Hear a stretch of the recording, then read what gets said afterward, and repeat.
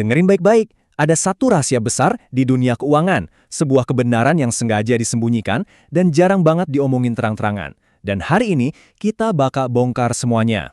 Coba deh, jawab jujur. Lo pikir saham itu investasi? Lo pikir kripto itu jalan pintas menuju kekayaan? Atau jangan-jangan lo itu cuma mangsanya? Impian kita semua kan passive income, bikin gaji UMR yang tiap bulan rasanya cuma lewat doang, itu akhirnya bisa kerja buat kita. Bukan kita terus yang banting tulang buat duit, itu kan mimpi yang dijual ke kita semua. Jadi lo kumpulin tuh sisa gaji, ambil semua duit hasil kerja keras, dan dengan semua harapan di dunia, lo pun loncat. Masuk ke kolam itu, entah itu pasar saham, pasar kripto. Namanya beda, tapi kolamnya sama aja. Dan disitulah letak kesalahan paling fatalnya. Lo salah tempat. Lo pikir itu kolam renang yang tenang buat santai-santai, padahal kenyataannya itu adalah akuarium yang isinya hiu lapar. Jadi gini, di permainan ini tuh pemainnya cuma ada dua jenis. Di satu sisi ada ikan teri.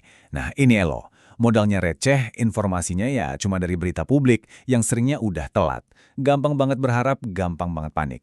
Terus di sisi lain ada hiu, para whale, para bandar. Modal mereka nggak ada serinya, informasinya dari orang dalam, dan strategi mereka dingin, penuh perhitungan, dan tanpa emosi. Dan ini nih bagian yang paling nyakitin. Di permainan ini, orang dengan gaji pas-pasan itu perannya cuma satu. Jadi donatur tetap.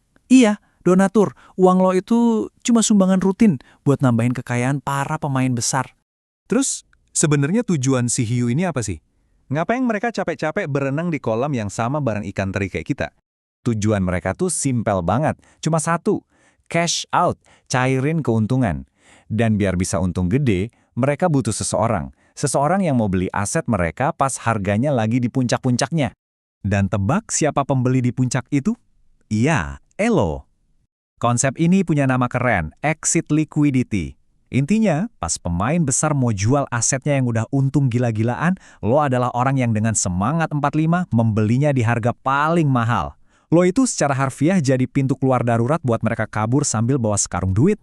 Jadi ya, selamat, duit tabungan lo, hasil keringat lo, baru aja diubah jadi bahan bakar.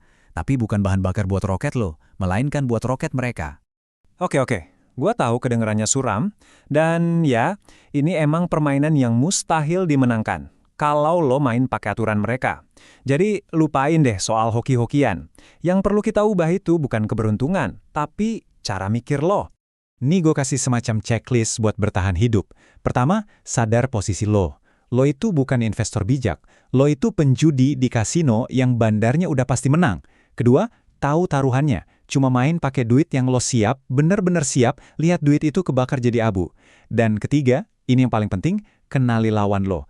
Lo itu bukan ngelawan pasar, lo ngelawan pemain lain, pemain yang modalnya lebih gede, gerakannya lebih cepat, dan infonya jauh lebih akurat dari yang pernah lo baca. Jadi lupakan tujuan untuk jadi kaya raya.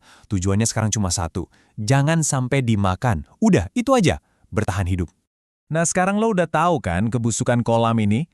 Lo udah tahu siapa hiunya dan siapa mangsanya. Pertanyaannya sekarang bukan lagi gimana cara menangnya, tapi buat apa lo sebenarnya masih nekat berenang di dalam situ?